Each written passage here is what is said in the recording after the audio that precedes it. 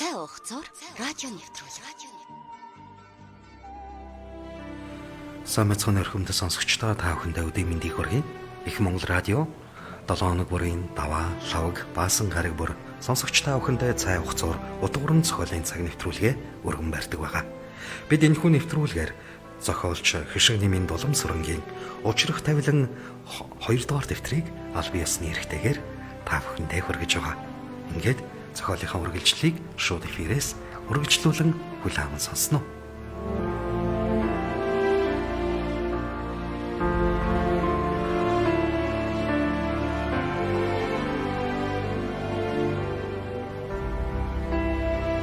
Зохиолч Хишиг Нэмийн Дулам Сүрэн. Зохиол Учрах тавилан 2 дугаар дэвтэр. 21-р хэсэг.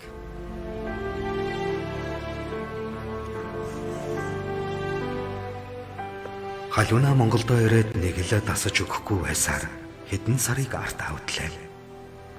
Төгөлдрийн бие сайжирч, хүү хангалынх нь ажил бүтэмжтэй байгаач хоёр нэлэх хүүхэд харж өдөржин гэртээ суух дээрээр ач нараа аваад Америк явдаг ч юм билүү гэж бодох болжээ.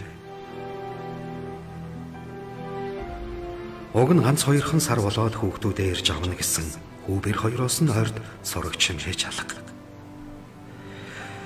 Бэлгүүдэд ямар цаг зав гарах биш. Үгүй ядаж чи энэ хүүхүүдээ асуугаад залгамаар юм да. Ингэж гайхсан тэрээр өрөөгөө утцахгүй ашгүй дуудаж байна. Бана. Оо миний хөө сайн уу?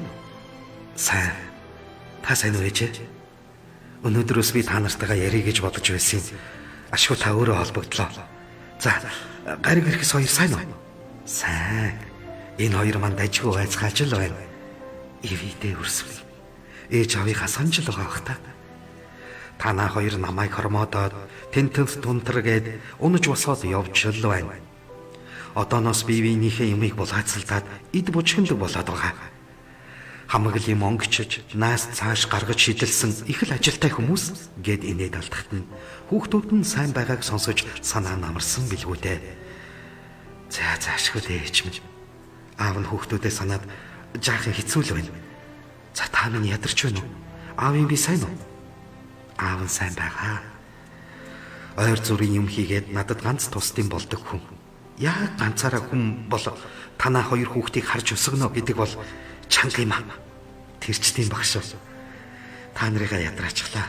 Ирэх сараас амралтаа авахаар тохирсон байгаа. Хүүхдүүдээ очиж авнаа. За санаа зовлтгүй дээ минийхөө. Ээж аав нь болгоч л байна.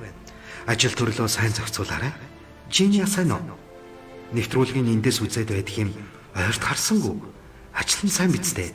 Гэхдээ бэлгүүтэй. Бид хоёр таарамж мó. Тусдаа амьдарч байгаа. Ингэж ээжтэй хэлэх гэснээ санааг нь зовоочих байх гэж бодоод. Жиния сайн байгаа ээж. Ашгүй. Ээж нь та нар дээрээ нэг очиод ирдэг юм билүү гэд сүүлийн үед их бодогдоод байх боллоо. Хүүхдүүдээ санаж байгаа юм байлгүй. Наашаа ирэх гэж ажил төрлөө алдаад яах вэ? Би л энэ хоёрыг аваад яваад очие л доо.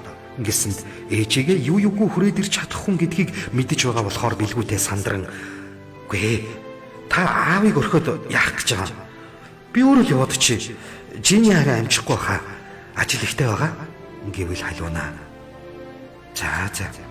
Тэгвэл миний хүү яг хідэнд ирэхээ хэлээрэй. Ээж нь хүүгээ эрхийг нь тааруулаад бэлдэх юм би. Ойр таавар нислэгтэй байгаа бай. Ер нь Бостон руу голдуу явж байгаа.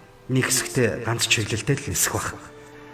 За та эдгээр сонь сайхан юу байна? Учрал ах сайн уу? Сайн. Хангалын нөгөө ажил нь юу болж байгаа бол хэр бүтэмжтэй байна? Эмнэлэг барих асуудал нь ямар шатандаа явж байна? Үгүй учрлын аав Сэлмэг маань гинэт бурхны орон руу явчихсныг миний хүү дуулсан л эцтэй. Тэд нэг хэсэгтээ л завгүй байсан баг. Учрлаас хаяа сургийг нь сонсдог юм. Сарнаа ануучинтай хамт амьдарч байгаа гэсэн. Одоо хөдөө ганцаараа байхад хэцүү байгаа байх л та хөрхий. Саяхан харин ануучин бие давхар болсон байна гэж дуулдсан. Хүү тийм үү? Ямар сайхан мэдээ. Олон жилийн өмнө оюутан ахуй цагт Сэтгэлийнх нь утсыг хөндөж явсан анхны хайрынхны эзэн би давхар гэж дуулаад түүнийг дурсан бодох зураа баяртай хэрнээ хөнгөн гоныг төрлөө. Женята сайхан амьдарч байхдаа хизээч ануужингийн тухай бодож байсангүй.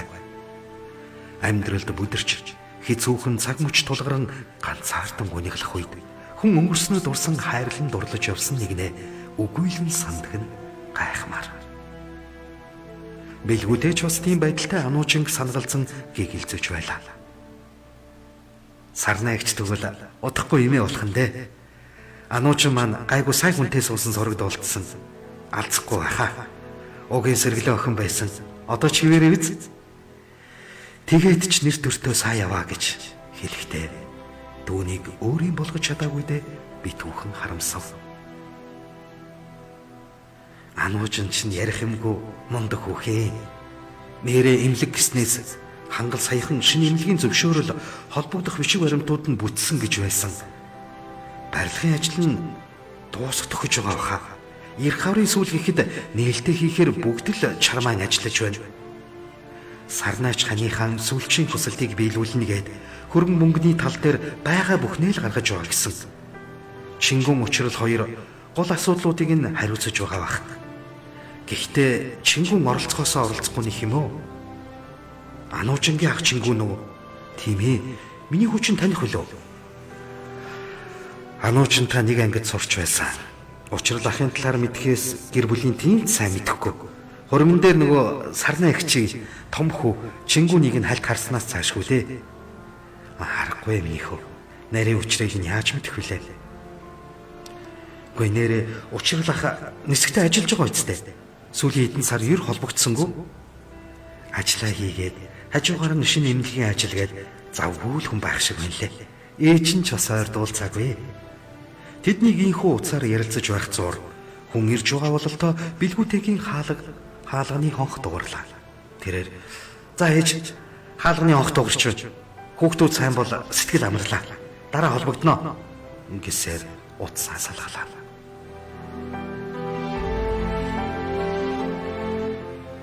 Бэлгүүтэй хаалга тайлж өгвөл Чиня хаалганы цаанд гимшингүй царайтай зогсож байна. Нилээн олон хоног уусан ч юм уу, уйлсан ч юм уу, бүмт нүдэнд бүлцэж хавдаад ямагт гэрэлтэж явдаг царай нь цаанаа гундуу ядарсан харагдана. Ойртлав өөрийгөө баясгадаг нөгөө олон гоо сайхны газруудаа олоогүй бололтой. Ус гэцгэн нэг хэвийн ардаа бос. Хувцхан раажсалж амжааг эсвэл өөрт нь өрөвдүүлэх гэж ийм байдалтай ирсэн. Өргөлж цэнцгэр явдаг цэнхэрнүүдэн үзэгсэлэнт Чинян мөнгө ихэд хизүүхэн хүн зогсноо. Бэлгүүтэй гомдож хорсон доо түүнд дургуун хурч байсан ч хоёр хөөрхөн үрийнх нь ээж болохоор юу гэж хэлэхээ мэдэхгүй хэсэг зогссноо. Орооч хэмээн толгойд өглөө. Жинияч бас юу хэлэхээ мэдэхгүй байгаа бололтоо танихгүй айлд орж ирсэн бүрэг хүүхэд шиг дуугүйхэн явж орлоо. Урд өмнө нь энд амьдарч байгаагүй хүн шиг буудан дээр гадуур хувцаач тайлалгүй очин суухад бэлгүүтэй түүнд кофе аяглах зураа. Хүүхдүүд сайн байгаа гэсэн өчигдөрхөн ээжтэй ярьсан. Би дараа сард амралтаа аваад тэдэн дээр очих санаатай. Би хүүхдүүдэд санаад байна. Хэрвээ чи явж тэднийг авчрахгүй бол би өөрөө Монгол явж ирэхээр шийдсэн. Чи үнэхээр хүүхдүүдэд саналаа гэж юу? Чиний нөгөө сахалтай залуу сайн уу? Ингэж ёжлонгуу асуухт нь чи намайг уучлаарай. Тэр хүн надад ямар ч хамаа байхгүй. Хамт ажилладаг байсан. Одоо ажилласаа гарсан. Бид хоёр баг зарыг ууснаас цаашгүй. Хүүхдүүд сайн байгаа бол ашгүй. Ойрд би ажиллаж олигтой хийсэнгүү. Сэтгэл санаа тогтворгүй болохоор бүх зүйл бүтэмж муутай л байна. Тэгээд чи ихрүүдээ авчрахгүй бол үнэхээр хэцүү. Тэдэнгүүгээр амьдрал минь утгагүй байна. Мэдэх. Хүүхдүүдээ сансан шинжгүүл хэвтэж байсан биз дээ. Нэг хэсэгтээ гариг ирэхс хоёр аав ээж дээр байж өгье. Тэгээд асуудал нэг тийшээ болохоор хаана байхыг нь шийдэж болох байх гэж ширүүхэн хэлэхэд нь хаана байхыг нь гэж юу гэсэн үг вэ? Бид цаашид хамт амьдрахгүй гэсэн үг үү? Хэлж мэдэхгүй байна. Итгэл алдарч сэтгэл хүрсэн болохоор цаашид чамайг хайрлаж чадах хэсэгтэй ч эргэлзэж байна гэж хэлээд цонхоор гадагшаа ширтэн хэсэг чимээгүй зогслоо.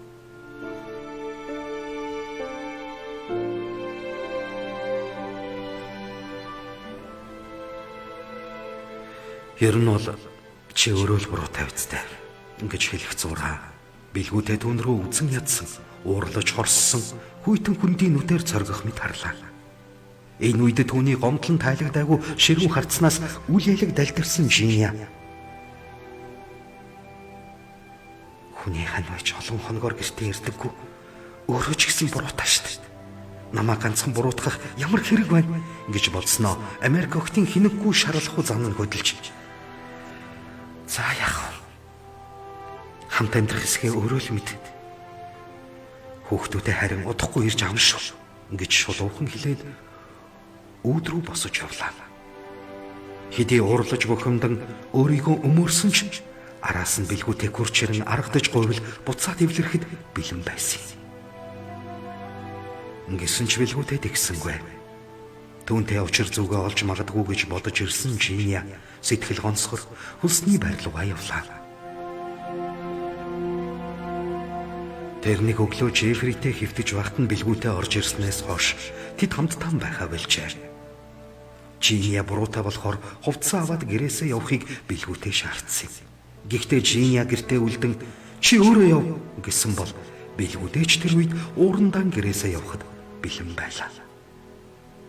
Харин хизээний шарлахгүй түргэн зантаа Жиния өөр байр хөлсөлж хувцас аваад явсан нь тэрэ.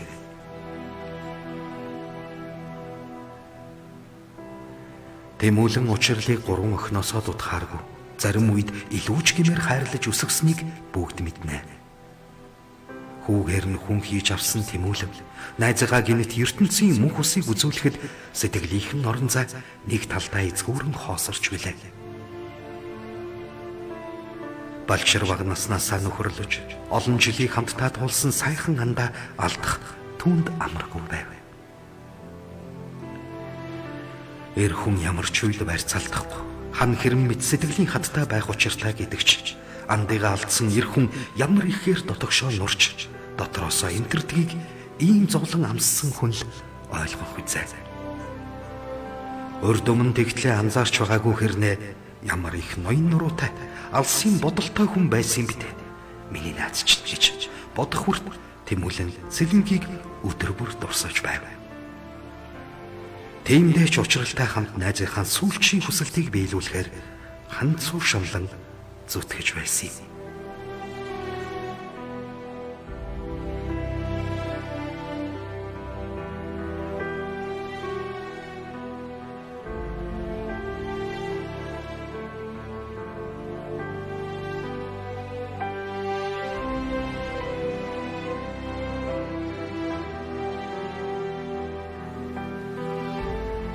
Хоёр дугаар хэсэг.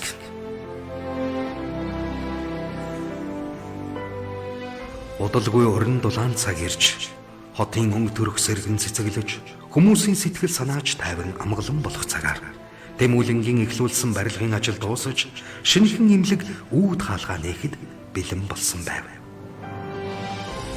Сарнай нөхрийнхөө хөрс суурийг нь тавьж 6 давхар бүхий дотор мэс засал зүрх, судас, хүүхэдгээд нийт 8 тасагтай эмнэлгийг өөрийн биеэр ирж нээлээ. Эмнэлгийг нөхрийнхөө нэрээр Цэлмэг гэж нэрлсэн бол эмнэлгийн ерөнхий эмчээр Халиунагийн хүү хангалыг эмчлэгч эмчээр бэр солонгоог тавьж удирдах зөвлөлд Сарнай, Учрал, Ануужин, Чингүн бүгд л багтсан байна. Бүхэл амьдралынхаа туршид алдаа онооныхоо дийсэн дээр жигнэгдэн амьдэрч өвдөж зовхын хэцүүг биеэрээ мэдэрч явсан Цэлмэг ийхүү өр хүүхдүүдэд бусдад буян хийхэд нь бэлтгээ зогсохгүй бараг насаараа хоолоо олж идэх боломжоор нь хангаж өгөөд бурхны орон руугаа явсан байв. Магадгүй тэр тэндээс хүмүүсийг өвчин зовлонгоос нь салгах ариун сүм бариулж чадсандаа бахархаж байж болох. Эмнэлгийн нээлтэнд ануучин, зоригт, сарнай нараас гадна Тэмүүлэнгийн болон төгөлдрийн гэр бүлүүд мөн халиунаа бусад найз нөхд нь иржээ.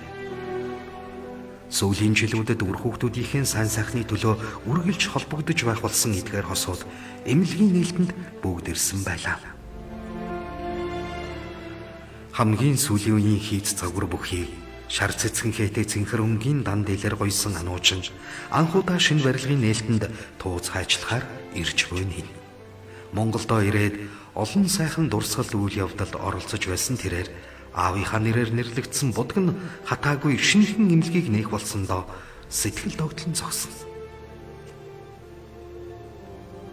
Уг нь түүний оронд чингүүн байж болох байсан ч ааваасаа хойш бор дарсанд шунан дурлаг болсон тэрээр энэ өдөр нэлээд халамцуу байсан тул ээж нь ануужинг нээлтийн тууз хайчлах хэрэгтэй гэсэн байна. Удахгүй төрөх төгсөн ануужин дан дээлэн сайхан зохиж улаан хүрэн алчууртай ижилсүүлсэн далбар хүрээтэй бүрх малгай нь цаанаал дэгжин хэнцэр харагдуулна. Харин Сарнаг хинчиж жар шүргэж яваа эмэгтэй гэж хэлэхээргүй.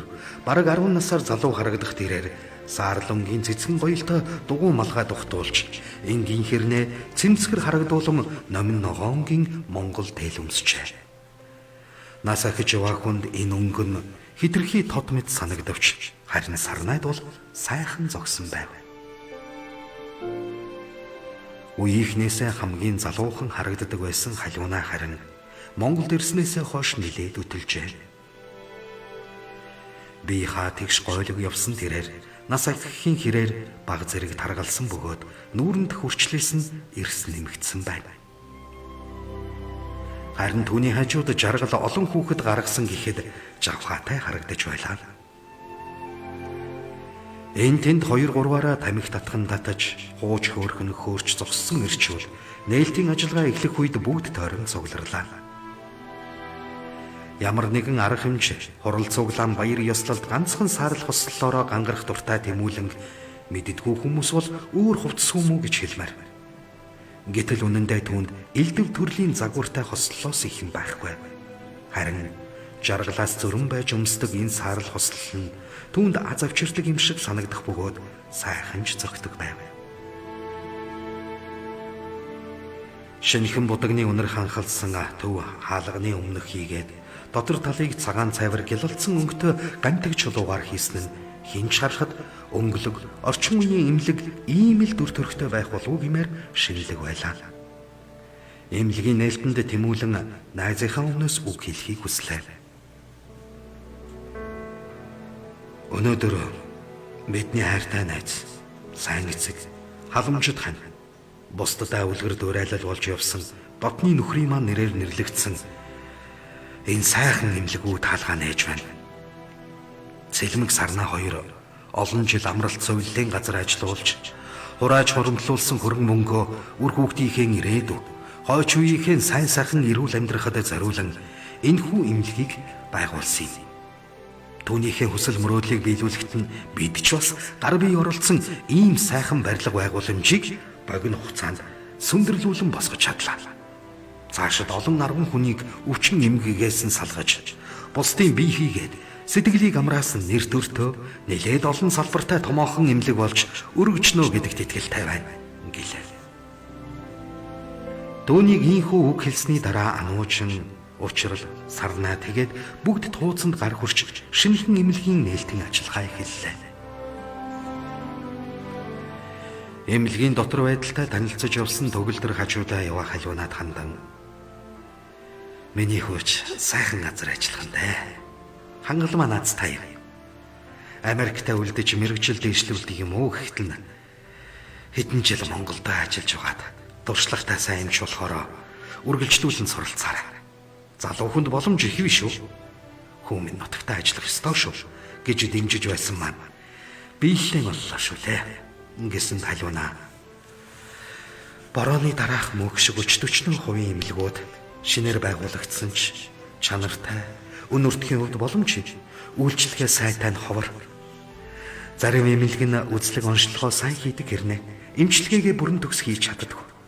Эмчилгээ сайтай мөртлөө оншоо зөв нарийн гаргахтаа таруу байх.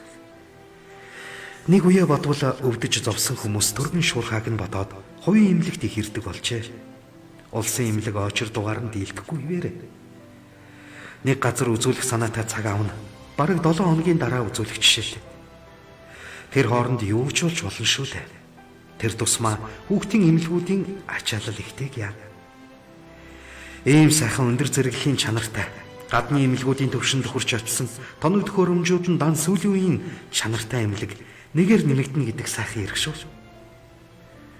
Учрал хангал хоёрт маань өрөвгөөж өгөх баха гэж бодож байна гэж хэллээ. Тэгэлгүй яхалтай өгшин байна. Чийж бас хоёр ихрийгээ үзүүлэх имлэг олдохгүй байна гэж л үглээд байдаг. Энд тэнд очиод байдаг байсан. Хүүхдийн эмч нь нилээд туршлагатай сайн эмч байх шиг байсан. Ихрүүдээ үзүүлэхээр бол наашаал ирж байхгүй юу гэж нэмсэглэхэд. Харин хэрэгтэй үедээ ирдэг аятайхан эмчтэй боллоо доо. Өөрөө ч гэсэн дотрын тасагт нь хяналтанд орно гэж бодож байгаа. Эмч нь 3 дугаар эмнэлэгт тасгийн эрхлэгч хийж байсан. Саяхан Герман явж мэрэгжил дэвшлүүлсэн эмч гэж байсан шүү. Тийм үү. Өөрийгөө үзүүлэх эмчээ бас хизээний судалчихжээ. Тэр мэдээч юу лээх вэ? Ингээд хоёр ихрээ энд авчирч үзүүлнэ гэснээс цаад бэлгүүдээ чинь Жинатаага буцаад эвлэрч гинүү. Ойрд надтай ярьсангүй. Эвлэрээгүй юм байлгүй те. Амралтаа аваад ганцаараа хүүхдүүд дээрээ ирнэ гэхээр нь зунаас л бол. Хүүхдүүд чинь аваа хөөрхөн байхад наашаа явж ажил болгоод яах вэ? Гэрийнхээ оролцоо байдаг. Эрдэм цэцэрлэгт өгчихсөн. Өөртөө хоолундаа идээд хүлд орчихсон бие дагаад хөөрхөн байна. Санаа зовлтгүй гэд хэлчихсэн. Чи бит хоёр энд хүүхдүүдийг нь хараад өсгөж өгöd байгаа болохоор бүх юм нь бэлэн болсон яах вэ? Дураараа ажиллаад л янз бүрийн асуудал гарч тар тургээд л яваа биз. Цаад ихэн ч гэсэн хүүхдүүдээ санаж байгаа байлгүй. Битгий ингэж эрхлүүл. Бид хоёрыг амьд сэрүүн байгаа дээр л бие дааж үр хүүхдүүдээ өөрсдөө өсгөх хэрэгтэй шүү дээ. Тэр ч тийм л дээ. Гэхдээ хөвшив. Чи бид хоёр ямар олон хүүхдтэй хүмүүс биш. Хангал одоогоор ихнэр аваагүй байна. Харин бид бэлгүүтийн хүүхдийг л харж өгөхгүй бол хэн харж өгөх вэ? Тэгээд ч ирэхс гараг хоёр байхаар манад нэг л сайхан халуун дулаан уур амьсгалтай байдаг шүү дээ. Хүүхд ч уг наад жаргалал та. Харин тийм ээ. Тийм болохоор л ач нараасаа салж чадахгүй байна. Бэлгүүдэн эрхийг хойшлуулж чадсандаа баярлаад байж байгаа те. Уг нь би чамаагаа л ядрах болов уу гэж бодсон юм. Би ямар нэмэртэй биш. Харин ч тусдаа хоолунд бэлдүүлж юм тариагаа зөөлөгдөх хүн. Чамаагаа хангалттай л зогоох юм даа л гэхэд халиуна. Би чинь сайн байвал тэр юм тариа зөөлгөх яах вэ? Бүр хүүхдүүд маань сайн сайхан явж байвал чи бидний жаргал шүү дээ. Удахгүй Жинатаага уучраа болоод 100 хамтдаа ирэх үстэй. За тэр ч яах вэ? Учрал руу ирж байна хэмээн өрсөн зочдыг дагуулan эмнэлгийн дотор байдлыг танилцуулж явсан учрлыг харангаа хэлэхэд нь тэрээрч дөхөж ярьлаа. За эмнэлэг та хоёрт маань таалагдж байна уу? Гэвэл халуунаа. Гү таалагдaltaгүй яах вэ? Цэвэрхэн сайхан барьж байгуулсан байна. Гэвэл төгөлдөр хангал оюунаа хоёр чадтай юм аа. Шинэхэн эмнэлгийн ерөнхий эмч нар. Оюунаа ч эхо үзлэг эмчилгээндээ илүү сайн гэсэн бидтэй. Миний хүү. Ингээд уучрал. Манай оюунаа сүүлийн үеийн 5D эхо оператор хэрхэн оншилж эмчлэх талаар мэрэгчлэл дээшлүүлэх сургалтанд суугаад саяхан ирсэн. Эхо оншилгоо талдаа их сайн. Бүхий л зүйл маш их хурдтай хөгжиж байна шүү дээ. Тэр тусмаа амгаахын салбар. Солонгоо өнгөрсөн намар Солонгос явж мэрэгжил дээшлүүлээд ирсэн. Харин энэ жил Есүс маань сургуульд орох болохоор би хөшгтийн хүндийд ээж нь хотод ажилтай охиноо наашчаас зөөхөл хэрэг гарах бах та. Тэгэхээр наашлах санаа байна. Гэхдээ миний хүү манайхтай ойр байвал бидэд охиныг нь сургуульд нь зөөгөөд байж болно шүү дээ. Ажил төрлөө сайн хийж байгаад хол ойрын учрыг аяанда зохицуулж болох байлгүй. Тэгээд ч хот онгоцны буудал хоёрын хооронд хурдны зантай болохоор ирж очиход итгэн минут л үсттэй. Тийм ээ. Одоо айл болгоныг зохицуулах үлээ. Та хоёр минь санаа зовлтгүй шүү. Ингэсгээ танилцуулга дуусна. Зочдоо хүлээж авах цайлахтай хамт сууж байгаа явна үстэй. Тэгнэ. Шингүү харагдахгүй байх чинь өнөөдөр ирээгүй юм уу?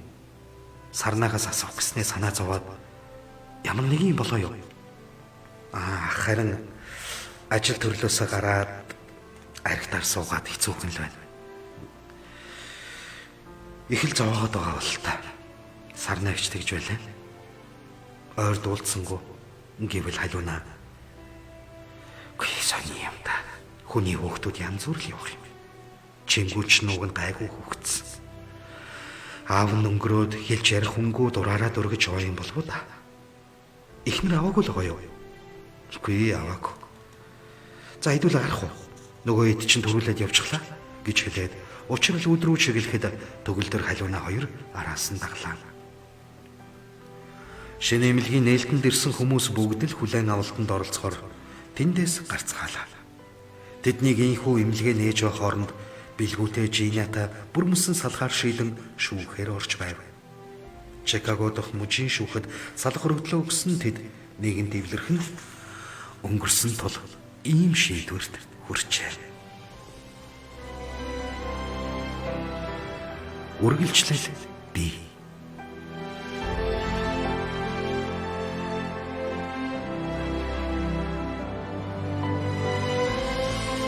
Зохиолч Хишиг нэмийн Долом суран. Зохиол Учрах тавилан 2 дугаар дэвтэр. Радио редактор Баттуул, компьютер графикч Цэнтава. Өгүүлэгч Хосууир. Их Монгол радио 2020.